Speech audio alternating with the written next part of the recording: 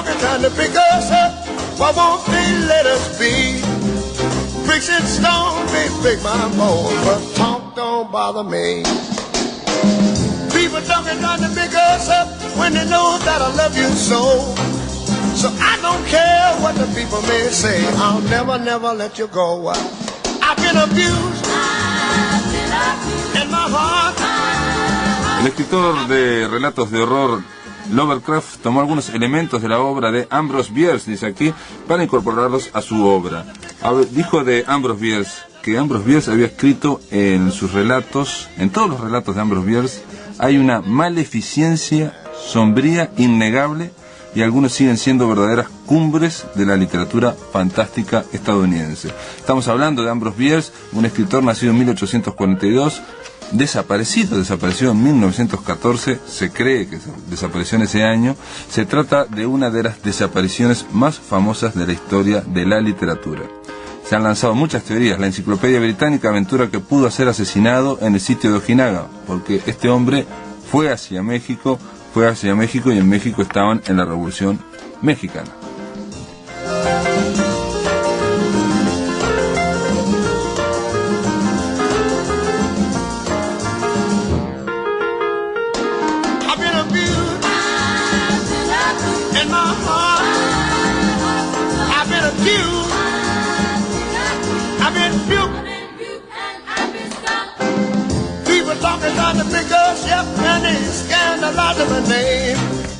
Muy bien, aquí comenzamos en La Máquina de Pensar, en Radio Uruguay 1050M, con la voz ahí sonando del Gran Ray. Está cantando una cosa que se llama Sticks and Stones. Todo el mundo le tiran con piedras y con palos.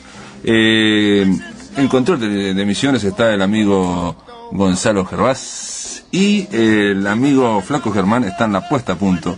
Quiero avisarles antes de comenzar este programa que mañana jueves a las 20, no se lo pueden perder, mañana jueves a las 20 hay un homenaje a un gran poeta, amigo nuestro, el poeta Mario García, en la Casa de los Escritores del Uruguay, ahí en San José y Yaguarón, en el Mercado de la Abundancia. Van a participar, entre otros, hablando de la poesía, celebrando la poesía de Mario García, los poetas Jorge Albeleche, Elder Silva, Ernesto Viñals, Horacio Cavallo y Melba Guariglia. Estaba este homenaje a Mario García, está organizado por Claudia Magliano. Va a haber una actuación de una murga, la murga en Dos Panes. Ustedes recuerdan, Mario García, hemos hablado con él para hablar de, él conoció entre otros a Liber Falco, conoció a Pedro Picato, conoció a Cabrerita. Hemos hablado con Mario porque era alguien que de alguna forma participó, siendo joven obviamente, de aquellas tertulias en el bar Yatasto, ahí en Fernández Crespo, donde es ahora Fernández Crespo, era Sierra antes, junto con estos escritores que ya les he mencionado. Mañana jueves 10 a las 20 horas, celebración de la poesía con el poeta Mario García, no pueden faltar. El pasado, el futuro, los mundos alternativos, el terror, la maravilla, el infinito, los universos de la ciencia ficción a tu alcance, el Mitos del Futuro.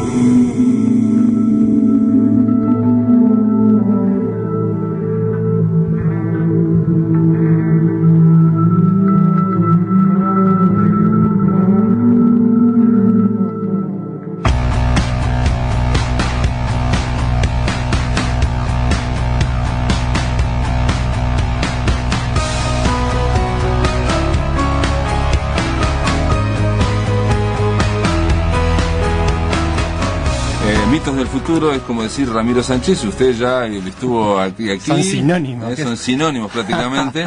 Pero aparte Ramiro estuvo ayer y está hoy para hablar de qué, Ramiro. Hoy vamos a hablar de Cryptonomicon, o Cryptonomicon, como quieran decirlo, de Neil Stephenson, uno de los autores más importantes de la contemporanísima ciencia ficción.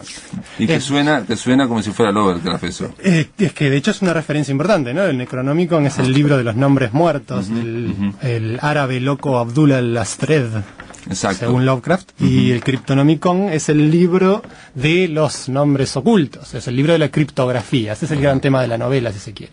La novela trata, a través de varias líneas argumentales, que ahora las vamos a ver, de la ciencia de la criptografía, cómo cifrar un mensaje, ¿verdad?, para que no que nadie que nosotros no queramos sepa qué quiere decir. Entonces, estamos hablando de encriptar, pero con motivos bélicos generalmente, bueno, o de sí, secretos de Estado. en la novela, me haces ir hacia la novela fácilmente. No, vaya. Bueno, en la novela lo que tenemos son 3 líneas argumentales importantes. Una es en la Segunda Guerra Mundial, por lo tanto le damos un modo, vamos a ver si esto no la vuelve una novela histórica. Y luego hay 2 líneas en el presente, una de ellas basada en la historia de 2 jóvenes expertos en informática que proyectan hacer un banco de información, o sea, un lugar donde vos depositas, si se quiere, información que podría salvarse a cualquier tipo de holocausto, destrucción, apocalipsis, lo que vos quieras, guerra terminal, etc. Es una bóveda bajo tierra con supercomputadoras donde cualquier tipo de información militar o de empresa o lo que o del legado de la humanidad, digamos. Exactamente, vos con un depósito de dinero accedes a guardar ahí esa información y ellos te garantizan que nunca va a destruirse, y de alguna manera es una empresa contra... ese es el proyecto de estos tipos. Se asegura contra el apocalipsis. Si se quiere, es la historia de cómo 2 personajes hacen esa empresa, que tienen que conseguir un territorio en las Filipinas, donde serían los servidores de sus redes y bla, bla, bla, bla, bla, bla. Bueno, esa es una de las líneas. Y, obviamente, para todos los procesos de conservar esa información, hay implícita una noción de criptografía, como manera de proteger el doble, si se quiere, esa información. Entonces ellos acceden a un libro que se llama el Cryptonomicon, que había sido escrito por el abuelo de uno de ellos en la época de la Segunda Guerra Mundial. Y en esa época de la Segunda Guerra Mundial sí se trataba, por supuesto, de cómo cifrar las transmisiones, o sea, el famoso código Enigma. Bueno, y en esa narrativa histórica aparecen personajes como Alan Turing, que lo mencionamos ayer, una de las... Sí. Alan Turing, un genio de la informática y de la matemática, uno de los grandes pioneros de la informática, ya que su máquina de Turing es un proyecto de computadora, si se quiere, básico, o sea, una máquina que se puede programar para hacer varias tareas. O sea, era la máquina universal, lo llamaba él. Una máquina que puede hacer cualquier tarea que se le ordene hacer. Estamos hablando mucho de máquinas esta semana, ¿no? Es la máquina de pensar, ¿no? Exactamente. Bueno, Gladys está medio enojada porque ya nadie se acuerda de Gladys. Sí. Bueno, pero volviendo a la máquina de Turing, Turing es uno de los personajes de esta novela y... Bueno, en ese momento él trabaja para los aliados, especialmente para Estados Unidos, y bueno, creo que también es en territorio inglés, ahora me falla un poco el recuerdo, pero trabaja para los aliados en la ruptura de los códigos nazis. Hay una película... Y hay una obra de teatro que también, rompiendo códigos. Sí, rompiendo códigos. Porque de hecho Turing es un personaje interesante, era homosexual, en una época complicada, en un medio complicado, tenía era un tipo excéntrico. Sí, vi que era un científico famoso, pero lo denunciaron por su homosexualidad y le dieron a elegir entre ir a la cárcel o ser ¿cómo es? Neutralizado su homosexualidad con química y bueno, se suicidó a los 2 años. Pero eligió esto último. Eligió lo último. Sí. No lo sabía. Bueno, es un personaje muy interesante en la historia de la matemática y la informática, y la novela de algún modo lo recupera de un modo muy interesante, muy desenfadado. Es una novela muy entretenida, está escrita en un estilo ágil, casi todo narrado en presente, incluso lo que lo hace muy inmediato todo lo que sucede. Y bueno, entonces tenemos esos dos tiempos, esa Segunda Guerra Mundial y ese presente, que hay un personaje especialmente longevo que los conecta. Que se llama Enoch.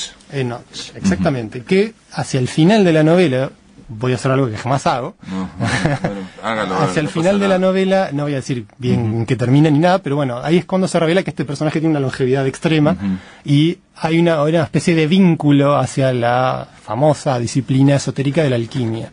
Y tiene que ver porque Enoch es un personaje de la Biblia. Y exactamente, y de la tradición hasta apócrifa, ¿no? O sea, el libro de Enoch.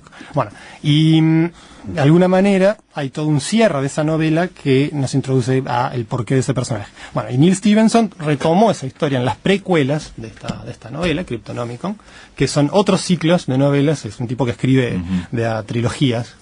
Aparte es alguien que fue muy, se vendió muy bien esta novela, es del 98. Sí, lo que sucede es que en realidad esta novela es del 99 y se convirtió de inmediato en la Biblia de los nuevos hackers. O sea, es como la siguiente generación cyberpunk. Cuando habíamos visto a Gibson, o sea, hace 2 semanas, o sea, vimos que Neuromante fue como el impulso más grande que tuvo esta corriente estética del cyberpunk. Bueno, unos 15 años después, tenemos la posibilidad de algún modo de hablar de un neo-cyberpunk, o un post-cyberpunk, depende de dónde se trate, que es muy interesante trabajarlo, porque de algún modo es cómo hacemos cyberpunk en un mundo donde ya es cyberpunk. Donde ya somos, todo no aquello es futuro, que, es el presente. Exacto, todo aquello que anunció Cyberpunk, Gibson. podemos definirlo en 50 segundos. Bueno, el cyberpunk es una corriente de la ciencia ficción que trata básicamente de la realidad virtual y de los hackers y del mundo de la informática en un futuro que en ese momento era un futuro cercano, o sea, en los años 80 hablaban del 2000, y que tiene mucho que ver con la novela negra, con cierto tipo de literatura más urbana que la ciencia ficción clásica, si se quiere. Y tiene toda su mitología propia, sus hackers, sus como decía Gibson el otro día, que hablábamos de Gibson el otro día, los vaqueros o los cowboys de consola, ¿verdad? Son esos personajes. Y tiene sus películas emblemáticas también y su música emblemática. Por ejemplo, dentro de lo que es la música influida por el cyberpunk está el excelente disco de U2 Suropa, por ejemplo, o Acton Baby, esos dos discos de los principios de los años 90, producidos por Brian Eno. Y luego en el cine, por supuesto, está Blade Runner. Y bueno, Matrix ya dentro de lo que sería quizás esa corriente post-cyberpunk. Porque en el mundo en que vivimos ahora, todos esos anuncios del cyberpunk ya los vemos a todo momento. Entonces, como que la ciencia ficción tuvo que adaptarse a eso y se generó esta nueva corriente de post-cyberpunk que de algún modo está en un límite difuso entre lo que es ciencia ficción y lo que no. Porque en gran medida, por ejemplo, las últimas novelas de Gibson, como Reconocimiento de Patrones, que creo que se llama, bueno, tiene otro nombre, Luz Virtual, no, bueno, tiene otro nombre en español, ahora no me acuerdo cuál es, y las novelas de Stevenson están en un futuro extremadamente inmediato, es como si fuera un futuro de a casi 2 años. presente. Exactamente. Es ciencia ficción del presente. De hecho, el Cryptonomicon perfectamente podría transcurrir en el año en que fue escrita. O sea, hay mínimos, si se quiere, habría que buscar los avances de tecnología. Y luego tiene una cosa muy interesante de Cryptonomicon, que es sujeto de unas grandes discusiones, es si es o no una ucronía. Las ucronías, como hablamos ya varias veces, son esas novelas de historia alternativa, donde en algún momento se produce un cambio, ¿no? Que puede estar explícito o no. O sea, hay novelas que lo explicitan y novelas que no. Bueno, en Cryptonomicon hay una historia ligeramente distinta donde no se habla de Japón, sino se habla de Nippon. No se habla de japoneses, sino de nipones. O sea, que hay un cambio en el lenguaje, no se sabe por qué. Pero, discúlpame, en la actualidad, sí, ¿no? Sí. No en la historia de la Segunda Guerra Mundial, sino en la historia ahí también. En todos los momentos de la novela, las referencias a Japón no parecen suceder lingüísticamente como en nuestra historia. Y hay un paisito en Europa, no sabemos muy bien dónde, es una isla que no existe y que tiene toda su historia a veces bastante detallada y que para algunos es una referencia a la novela de Nabokov, Ada, que es una suerte de ucronía también de un reino en alguna parte de Europa. Entonces hay como un toque mínimo de ucronía. Porque la Segunda Guerra Mundial transcurre igual, ganan los mismos, todas esas historias. Sí, más o menos. O sea, hay cosas que pasan que no pasaron, que son las que involucran a este país ficticio que inventa, esta isla que inventa Stevenson y que genera algunos cambios, pero hay que rastrearlos, es un trabajo muy sutil. Para algunos no tiene la intencionalidad de una ucronía, para otros puede tenerla, pero no es lo esencial de la novela, como sí lo es, por ejemplo, en El hombre en el castillo, que ya la vimos, donde la base de la trama es ese mundo, esa historia alternativa. Pero bueno, aquí son componentes a trabajar de una novela muy compleja y a la vez, como te decía, muy ágil, muy entretenida, muy fácil de conseguir. ¿Por qué te crees vos que están expuestos esas pistas para Supongo que mover un poco la realidad y hacerla, no sé, entrar a la ficción? Y primero, ante todo, quizás sea para convertir más claramente esta novela en ciencia ficción. Porque sí, no sería presente casi. Por ejemplo, sería en la mitad del libro es narrativa histórica, si se quiere. Ahora, si es una ucronía, no lo es. Claro, es ¿no? ciencia ficción. Es ciencia ficción.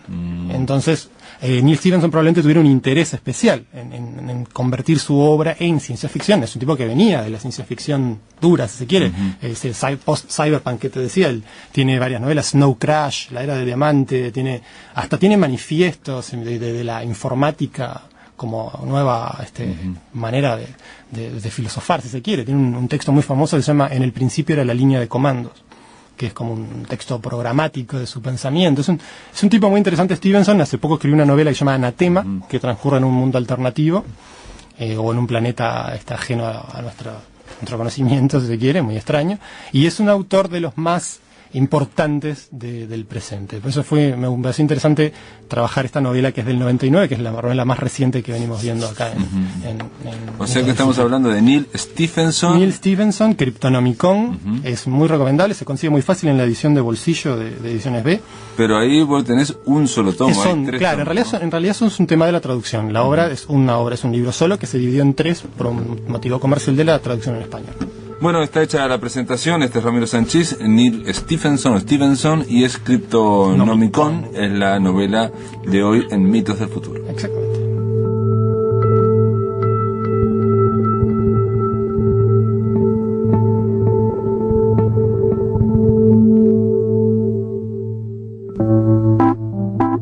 En el aire de Radio Uruguay, La Máquina de Pensar.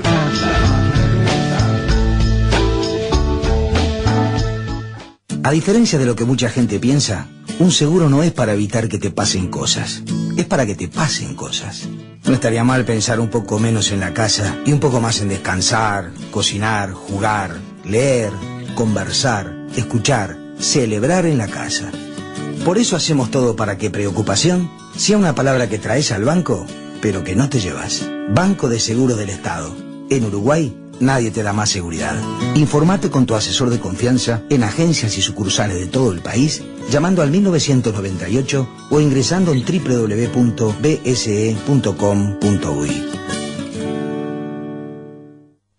A las 4 de la tarde. 4 de la tarde. 4 de la tarde. 4 de la tarde. Y los domingos a las 9. A las 9. El Tungelé. Pero no tenés por qué oír.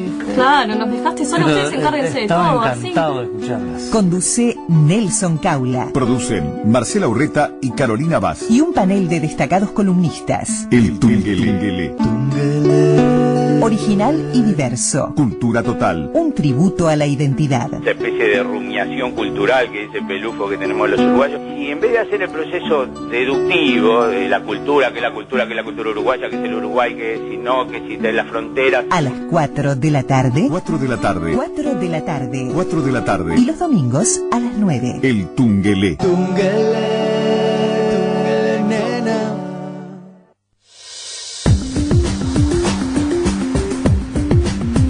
Cuarta edición. Informe Nacional. Cuarta edición. De lunes a viernes a las 22 horas, con la conducción de Gustavo Pérez Berrueta. Cuarta edición. El viernes 11 a la hora 21, Radio Uruguay transmitirá la grabación de la mesa redonda Las chances del movimiento. ¿Cómo se sigue en la lucha contra la impunidad? La misma se realizó el pasado martes en el Café La Diaria, con participación de Daoís Uriarte, Felipe Michelini, Daniela Paisé y Mónica Xavier, con moderación de Ricardo Leiva. Las chances del movimiento. Viernes 11, hora 21, en Radio Uruguay, 1050 AM.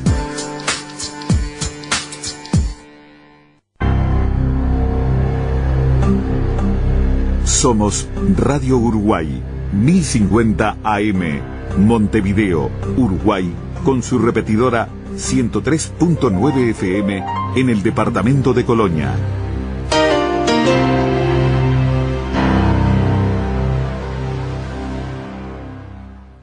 Atención, charlas, entrevistas o columnas que te perdiste o que querés volver a escuchar, las encontrás en el blog de La Máquina de Pensar. Ingresá a piensamáquina.blogspot.com y bienvenido al corazón de las palabras.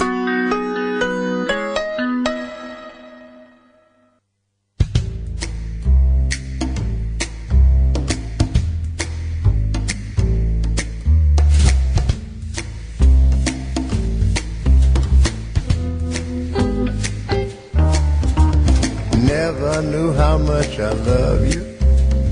Never knew how much I care. When you put your arms around me, I get a fever that's so hard to bear. You give me fever when you kiss me, fever when you hold me tight. Fever in the morning, fever all through the night. Sun lights up the daytime, moonlight lights of the night. I light up when you call my name, and you know I'm gonna treat you right. You give me fever when you kiss me, fever when you hold me tight. Fever in the morning, I'll fever all through the night. Everybody's got the fever. That's just something that you should know. Fever isn't such a new thing. Fever started long ago. Yeah, yeah, yeah, yeah, yeah. Oh, tell about it. Romeo loved Juliet. Uh-huh. Juliet, she felt the same. When he put his arms around her, he said, Julie, baby, you're my flame. I'll give it fever. Fever, fever, fever, yeah. When we kiss it, fever without blaming you. Oh, Fever, I'm a fire. Fever, yeah, I burn for truth.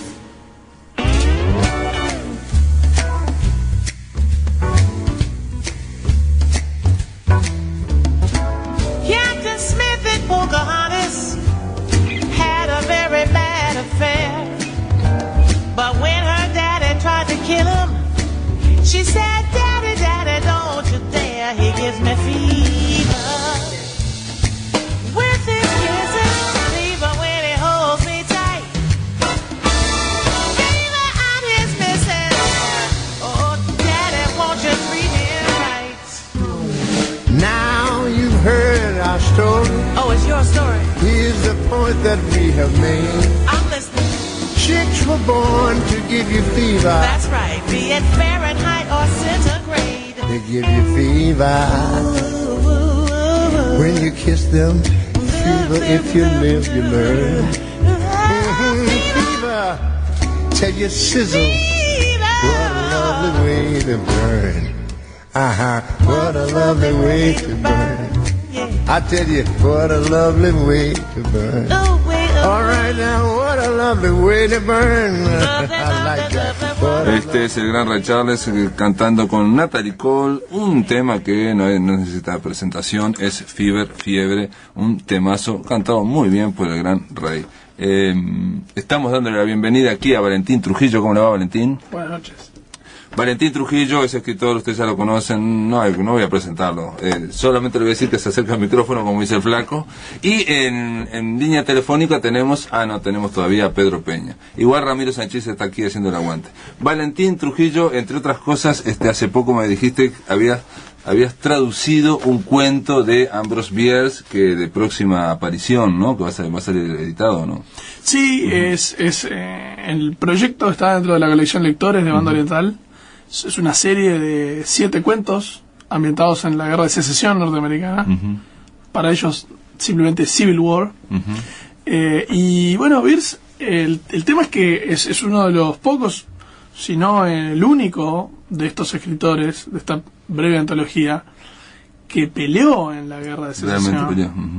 Él era un muchacho de 20 y pocos años cuando se declaró la guerra, cuando el sur se rebeló frente al resto de la Unión, y él peleó, si mal no recuerdo, por un batallón de Indiana.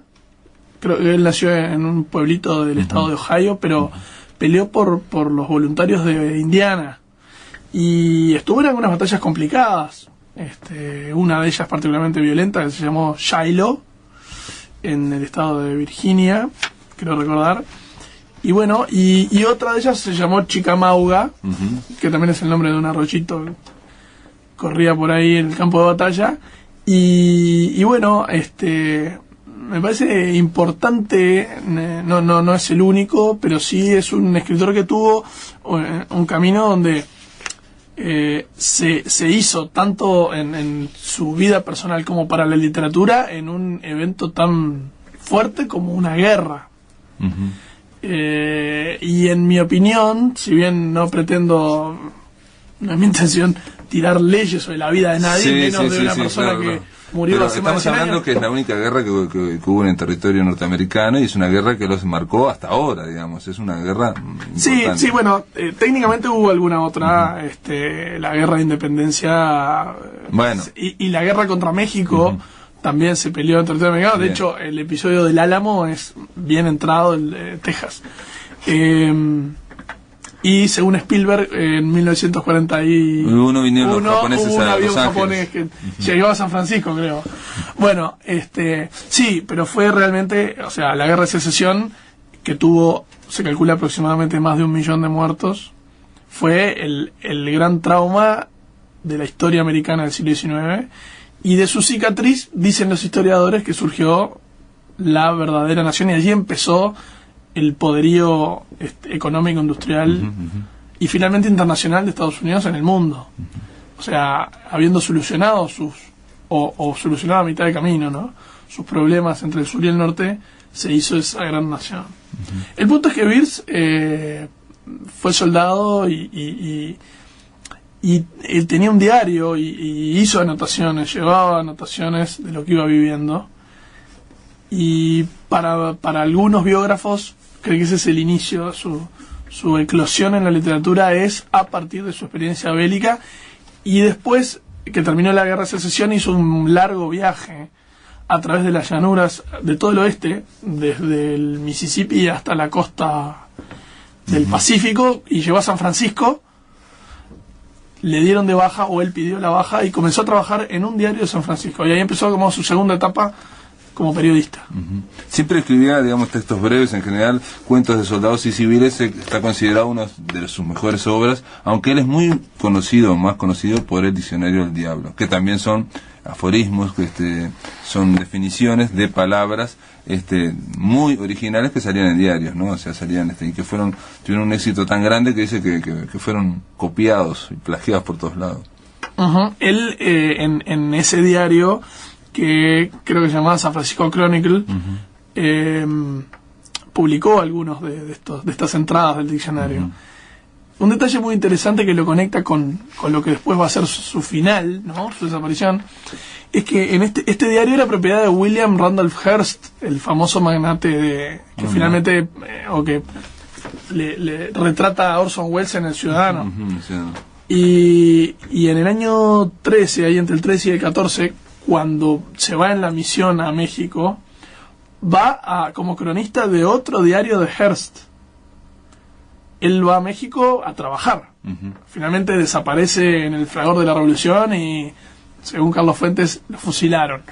Pero digamos que el fin de su vida es una misión periodística y una crónica. No deja de ser interesante, ¿no?, el hecho de que desaparezca y eventualmente muera por la escritura. No, y aparte él lo anticipó, ¿no?, diciendo que era una bella eutanasia morir fusilado en la Revolución Mexicana o algo así, ¿no?, desaparecer, y cumplió. A mí yo quería hablar, tenemos a Pedro Peña en teléfono. ¿Cómo le va, Pedro Peña? Buenas noches, acá estamos desde San José. Haciendo el aguante. Haciendo el aguante también. Saludos ahí a los amigos Valentín y Ramiro. Y acá estamos hablando de Ambrosio, escuchando atentamente los aportes de Valentín por ahora, muy sensato como corresponde a una persona tan encumbrada como él. Bueno, se agradece, Peña. Qué partido de fútbol aquel, Trujillo. Ya hablaremos de eso al aire en algún momento. Bueno, cómo no. Yo lo único que quiero aclararle es que sus dotes futbolísticos hasta fueron publicados, por lo tanto... Sí, quedó clarísimo. En honor a la verdad. Bien, pero no desviemos el tema porque si no vamos a terminar hablando del Mundial. Yo quería, Pedro, hablar un poco de cuentos de civiles y soldados, si quieren, porque a mí me pareció, lo leí hace poco, extraordinarios, me parecieron, yo lo había leído hace tiempo, pero me parecieron como escritos ayer. Digo, para separar cuentos de civiles y soldados de el diccionario de El Diablo, que yo sé que a vos te interesa muchísimo. Sí, en realidad yo empecé por el Diccionario del Diablo. Fue una temporada de mi vida, o sea, leerlo y volver a leerlo ahora me ha generado un reencuentro con una persona que fue la que me prestó los libros, que ya ha muerto, ¿no? Entonces para mí fue un compañero de teatro, un veterano entrañable que allá por el año 2000 me prestó los 2 libros y me los leí de un saque. El diccionario tiene ese valor yo ahora estaba releyendo justo y digo, bueno, ¿con qué me encontraré? Pero sin embargo me encuentro siempre con lo mismo, siempre me interesa. Y los cuentos, bueno, los cuentos son magistrales, realmente. Y yo me anoté algunos, que recién Valentín hablaba de Chicamauga, que era bueno, ese cuento particular yo creo que me marcó, ¿no? Yo considero que es de los mejores de Ambrose Bierce. Y más allá de lo anecdótico de su vida, que yo creo que un poco está prefigurada en el estilo de su literatura, ¿no? Estos cuentos cortan y tienen un filo y una violencia tan bien encauzada a nivel de la literatura que hace mucho bien leerlos, ¿no? La miseria de la guerra queda espectacularmente bien plasmada, y a mí me parece que la humanización de estos personajes sí tiene un punto bajo, me parece, que es que creo que en casi todos está el mecanismo de la vuelta de tuerca, ¿no? Sobre el final. Hace un desenlace inesperado, ¿no? Siempre exacto. Es una peripecia. Sí. Yo creo que ahí es, no te diría que criticable ni nada, simplemente que es un punto, uno de los puntos bajos del libro, tal vez, pero son grandes cuentos. A mí, lo que me llamó la atención de leerlos es la fuerza visual que tienen los cuentos. Parece, y están hechos, me estuve fijando antes de la existencia del cine, pero estaba a punto de inventarse, o sea que parecen realmente, incluso en un momento parece que hay movimiento hasta de cámaras, o sea, hay un grupo, nos acercamos, no sabemos qué están escuchando, pero después nos alejamos y vemos qué tal cosa. Pero hay imágenes que quedan fijas en la memoria por siempre: el jinete parado al borde de un acantilado, el hombre esperando que caiga por fin esa bomba de metralla, la construcción esa en el medio de un campo en la que cae esta bomba. Son como imágenes poderosísimas, y si vos me preguntás en qué cuento están, no me acuerdo, pero sí tengo esas imágenes en la cabeza, que, bueno, el puente sobre el río Búho, que también a lo mejor es tal vez el cuento famoso, más conocido, ¿no? También hay una imagen terrible allí, el hombre colgando, o sea, yo creo que a nivel de imágenes es lo que vos decís, un adelantado de la construcción de imágenes cinematográficas en un tiempo sin cine. No, bueno, por ejemplo, retomando con Chicamauga, esa forma de hacer entrar al lector en la historia, ¿no? Es a través de un niño que está jugando alegremente en un arroyo, que está en una armonía con la naturaleza absolutamente equilibrada e ingenua, y de pronto empieza a llegarle un par de sensaciones, primero auditivas, luego sonoras, hasta que finalmente ve llegar unos soldados totalmente ensangrentados y sedientos que se tiran de cabeza al arroyo. Y estoy de acuerdo con Pedro, esas descripciones cortan, pegan, son duras, y la construcción y el recurso de que primero tengamos esa visión nívea e infantil del niño, y pocos renglones después, pocas líneas después, tengamos la violencia y la descripción de la sangre y la muerte en los soldados que vienen de una batalla, forman un choque a la vez sutil y muy efectista, en el buen sentido del efectismo. Sí, yo cuando comenté que a lo mejor a mí me parecía, es que todos los cuentos, o casi todos, tienen como el mismo corte sobre el final, o sea, esa cuestión que después es muy común en cuentos como, yo qué sé, El hijo de Quiroga, o cosas por el que estilo. la última línea da vuelta a todo. Claro, entonces, y algunos puede ser que pierdan. Sobre lo que decía, Valentín usó el adjetivo níveo, o sea, esa cosa blanquecina, pura de un niño, pero no nos olvidemos que también en su idioma original, en inglés, el libro no se llamaba Cuentos de soldados y civiles, o de civiles y soldados, que es una traducción espantosa del título original, ¿verdad? Que era algo así como En la niebla, o algo por el estilo. No recuerdo bien, no lo recuerdo bien ahora, pero la traducción no le hace justicia a lo que quería decir. realmente este hombre. Creo que es algo así como en las nieblas de esta vida, o algo así. Sí, sí. Tengo idea de que fue el título original del libro de cuentos de soldados y civiles. Entonces, bueno, justamente esa imagen de la niebla, esa cosa que no nos deja ver bien, el MIT, dijeran los americanos. Yo creo que además, sobre el primer punto que tocó Valentín, que es lo de la guerra de secesión, hasta qué punto es esto una huella o una cicatriz en los Estados Unidos, lo vemos hoy, pero además lo vemos a través de la literatura, y cómo la literatura tiene un rol esencial en la construcción de esta nación, porque no nos podemos olvidar que después, cuando a la muerte de Lincoln, Whitman escribe aquello de "oh capitán, mi capitán", está de alguna manera también marcando una huella identitaria para esta sociedad. Ese conflicto, que yo creo que es, yo no he leído muchos narradores americanos que hayan hablado de la guerra de secesión de esta manera. Más bien que al único que he leído es a él. Siempre estamos hablando de, él habla de una guerra que de alguna forma se universaliza, digamos, ese discurso de las guerras, en el cual solo sufren los que van abajo, claro. Sean soldados y cabos de un lado y del otro, y la pasan recontra bien los que son generales y que son aristócratas, y donde todo el tema de la bandera, el himno, todo es simplemente un trapo, y terminan siempre siempre una línea de solidaridad, digamos, entre los supuestamente enemigos. Pero bueno, gente, después de la pausa, si les parece, vamos a continuar con Pedro Peña, con Valentín Trujillo y con Ramiro Sanchís, para ver si hablamos del Diccionario del Diablo de Ambrose Bierce. En el aire de Radio Uruguay, La Máquina de Pensar.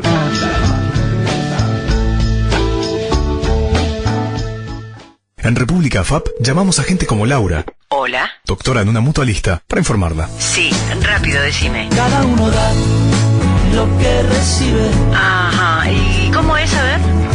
Luego recibe lo que da. ¿Pero no hay otros costos? Nada es más simple. Ajá. No hay otra norma. ¿Y la plata sigue siendo mía? Nada se pierde, todo se transforma. Hablemos. Con tu compromiso más el nuestro, vas a lograr la mejor jubilación. República AFAP. Más rentabilidad. República AFAP. Gana un país. Todos los lunes, a partir de las 21 horas, Radio Uruguay abre un espacio para mirar la realidad desde otra perspectiva. Bancada femenina. El aporte y la visión de las mujeres que ocupan cargos de representación a nivel nacional y departamental en el debate de los temas que marcan el presente y el futuro de nuestro país. Bancada femenina. Con la conducción de Magela Camelo, todos los lunes a partir de las 21 horas por Radio Uruguay, 1050 AM y su repetidora en Colonia, 103.9 FM. Bancada femenina. Con otra sensibilidad. Para todo el país. Soy Juan Boroviov, actor de la Comedia Nacional, y te invito a ver... Cuartito Azul, un musical de tango. Texto y dirección Mariana Perkovich, con la Mufa en vivo. Sala Zabala Muniz, localidades limitadas. Comedia Nacional, temporada 2010.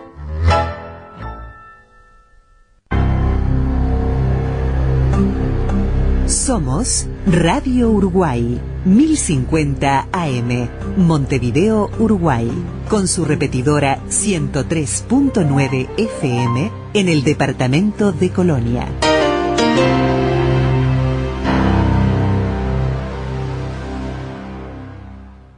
Atención, charlas, entrevistas o columnas que te perdiste o que querés volver a escuchar, las encontrás en el blog de La Máquina de Pensar.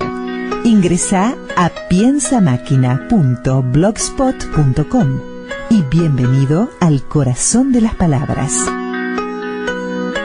Muy bien, continuamos aquí en La Máquina de Pensar hablando de Ambrose Bierce, este escritor norteamericano que vivió en el siglo XIX, peleó, como contó ahora Valentín, ¿no? Luchó en la guerra civil y fue muy famoso por el Diccionario del Diablo, del cual Pedro Peña es fanático, y aquí tenemos también por supuesto a Ramiro Sanchís, que es un hombre No sé, ¿quién quiere hablar del diccionario primero? Capaz que Pedro, si tenía algo pensado. ¿Cómo estás, Ramiro? Pedro, ¿cómo estás? Bien, lo más bien. Mirá, yo lo que quería comentar del diccionario es que, bueno, me preparé, estuve como 10 horas antes de esta colaboración buscando información, más información, buscando el diccionario para empezar en mi biblioteca, porque estaba perdido por allá atrás, y bueno, empecé a leer y seleccioné cosas, y en realidad son todas tan actuales, que esto es un lugar común, ¿no? Decir que leemos a un escritor y nos parece que lo escribió hace 3 horas, pero es así. Realmente yo creo que esa es una manifestación de la inteligencia de este hombre, que un carácter acendrado en la guerra produjo, combinado con la inteligencia, una cuestión crítica que está casi al borde de una psicopatía, porque en realidad no era para nada pacífico con la sociedad de su época, que era una sociedad en crecimiento y en expansión, pero en la que él veía siempre multitud de defectos. ¿Te parece, Pedro, que podríamos hablar capaz de lucidez extrema? Por supuesto, creo que ese es el término. Creo que sí, es increíble, digo, también más o menos antes de venir acá, digo, después de trabajar un poco al amigo Stevenson, me puse a bichar el diccionario, que es una de esas cosas a las que capaz que volvemos muy fácilmente. Y claro, hay definiciones que uno... Aparte es como una cosa que estábamos acá con Pablo intercambiando, ¿no? Digo, mirá esta. Es una cosa brillante que tiene este libro, que es permanente, se puede volver todo el tiempo y es realmente, a veces esa lucidez es hasta dolorosa en cierto modo, ¿no? Por supuesto. Yo, mirá, te pongo un ejemplo. Dice, ejemplos. Diplomacia. Pensemos en Mujica y los Kirchner, ¿no? Diplomacia. Arte de mentir en nombre del país. Es notable.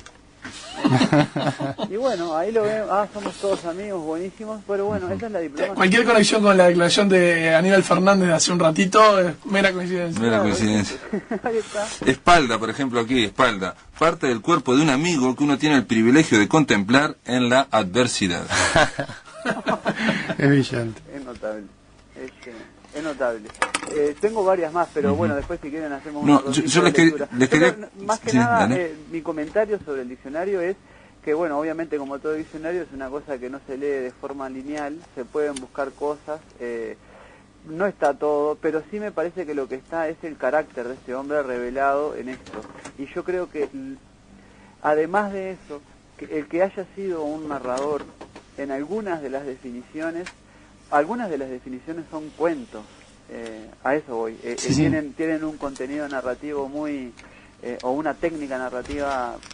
Incluso algunas incluyen cuentos. Exacto. O sea, incluyen con otro margen, otra tipografía, al menos en esta edición, incluyen pequeñas viñetas que son brillantes. Estoy buscando alguna... O también se pueden leer como aforismos o pequeños mini cuentos también, ¿no? Sí.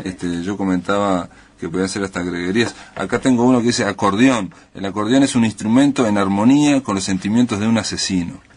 Claro. O abstemio, persona de carácter débil que cede a la tentación de negarse un placer. Abstemio total es el que se abstiene de todo menos de la abstención. En especial se abstiene de no meterse en los asuntos ajenos. Y está esa cosa como paradójica, como se decía, ¿no? Un poco que capaz que lo podemos vincular a Oscar Wilde. Y hay una cosa que decía Borges de Oscar Wilde, ¿no? Que Oscar Wilde casi siempre tiene razón, y creo que Bierce también. Sí.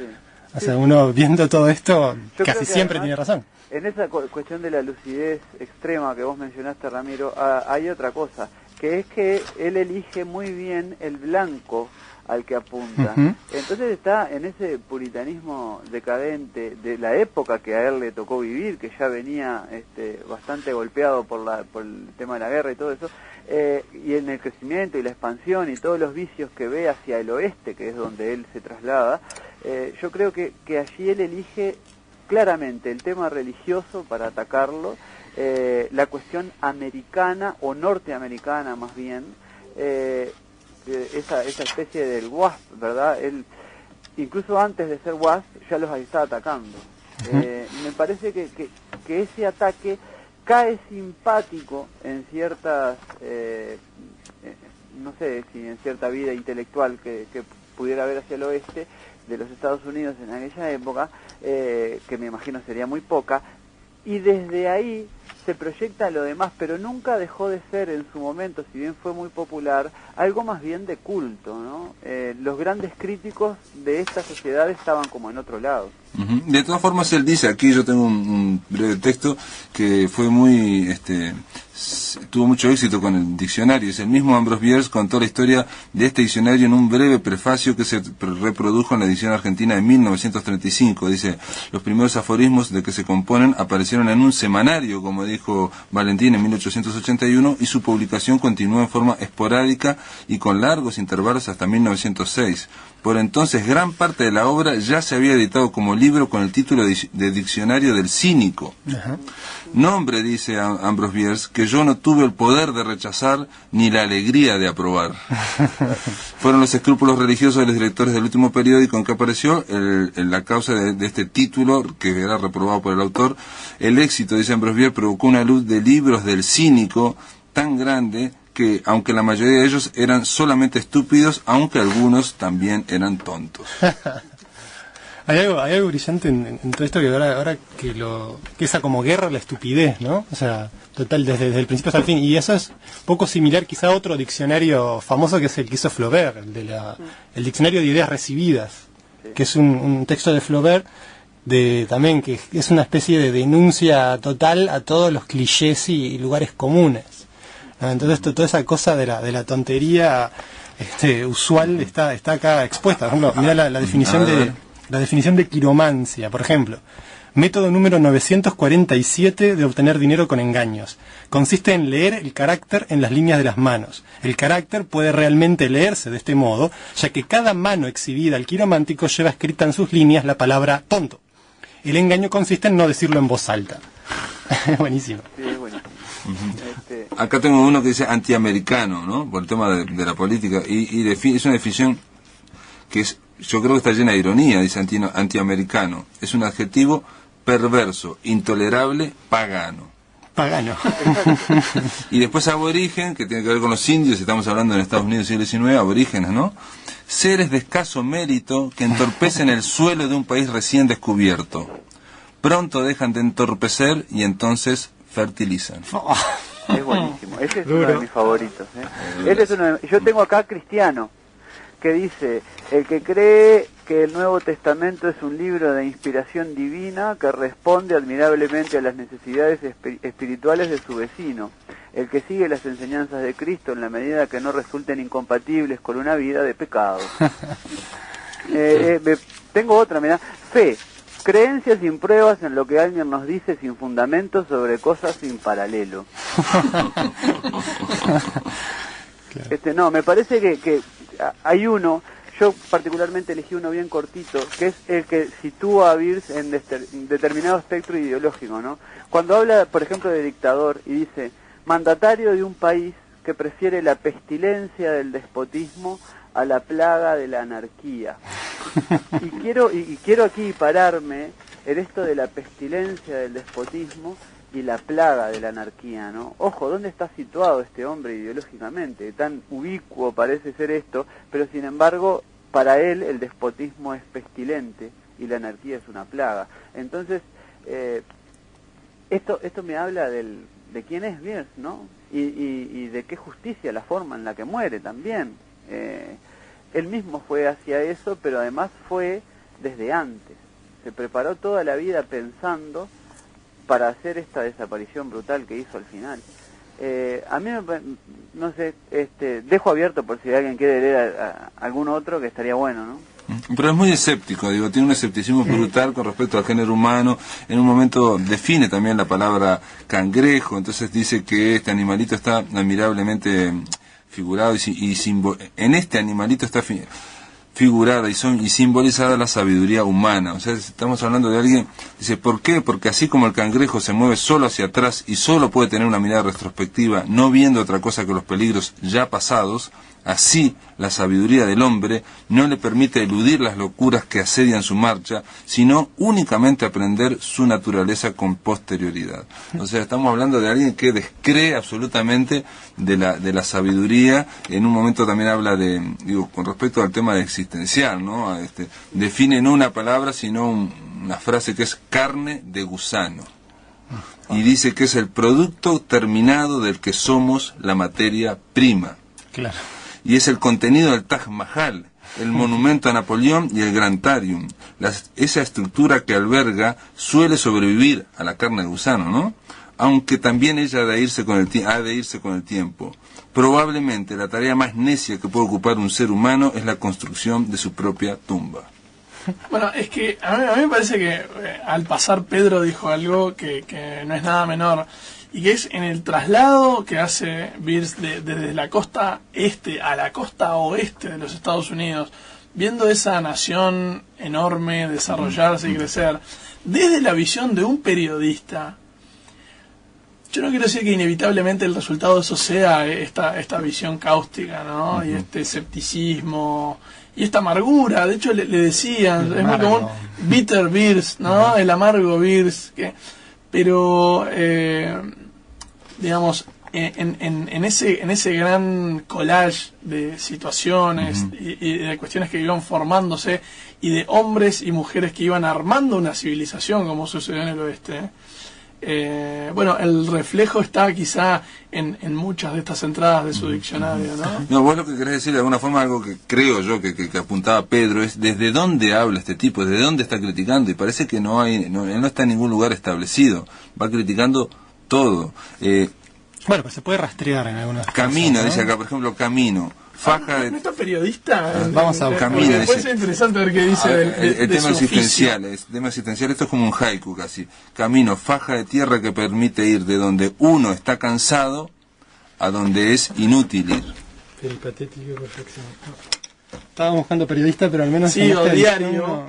Lo que pasa es que es como un vicio el diccionario. Sí, Uno le parece que va a encontrar todo. En realidad, yo me pregunto, viendo lo que ustedes dijeron, si en realidad se puede hablar de una edición terminada de este diccionario, ¿no? ¿Cuánto se habrá perdido? Eso por un lado. Y por otro lado, una reflexión que me venía. El viernes pasado salió en El País Cultural un artículo, una linda nota de Andrea Blanqués sobre Roald Dahl, otro escritor, en inglés, pero británico, un poco desconocido acá. Y Ambrose Bierce, temo yo que sea un escritor que no está bien editado en español, salvo a lo que hacía mención Valentina al principio. Me parece que todavía lo tenemos como en un segundo plano, y hace poquito me regalaron una antología de escritores o sea, cada escritor norteamericano, desde el Capitán John Smith hasta Ferlinghetti, de estos de la década del 60-70, están reflejados con una de sus obras, y Bierce no aparece mismo en una antología de escritores norteamericanos que tiene 1700 páginas. Entonces hay algo en este tipo que no es, no sé cómo definirlo, pero hay una ausencia de Bierce en las librerías, no sé, sí, pero por suerte en internet es muy sencillo de encontrar abundante material de él. Eso también ha democratizado un poco la lectura. Si vas al blog de La Máquina de Pensar, hay abajo un leer a Ambrose Bierce y te va a una página que tiene todos los cuentos, el diccionario. Una pregunta para final, Pedro, ¿por qué vos te pusiste a escribir un diccionario del diablo alternativo? Bueno, en realidad ha tenido varios nombres: el diccionario fantasma, el diccionario del inútil, yo creo que ese es el más apropiado, o el diccionario uruguayo, pero es simplemente, comenzó siendo un intento de homenaje. Yo creo que es una tarea que realmente, y honestamente lo digo, me queda bastante grande. Entonces lo que hago en la medida de mis posibilidades, lo voy haciendo, y voy por la letra, yo qué sé, ñ, una cosa así, y llevo